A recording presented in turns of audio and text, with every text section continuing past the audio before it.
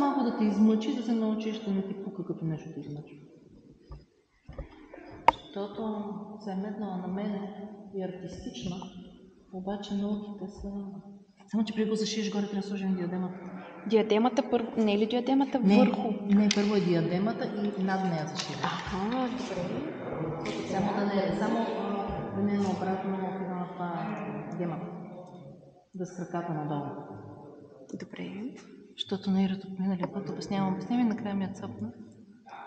Не. Отдолу ли трябва да я прокарам? Така и сега вече това нещо го шиеш. Добре. Не самата, я да се пачкам с едни игричи. Ухото ти. Щопане. Най-малкото, за да седи да не ми цъпне отпред. Че гемата тежи отпред и в нея ги угод. Да.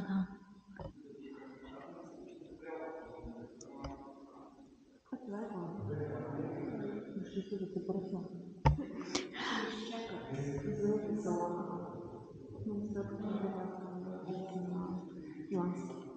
Всички се радваме, че не трябва да... А пък след, че го бръсна първия път главата, така че си има опит.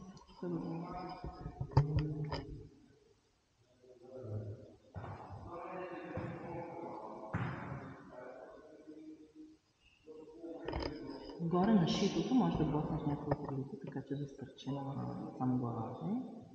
Добре, чакай сега. Започваме частта, която... Не, той ви притеснява. Просто му подгъваш по тия край, да се вижда. Да държа. За сега мисля, че няма нужда, но ме притеснява дали ще успея. Чувстваш ли си?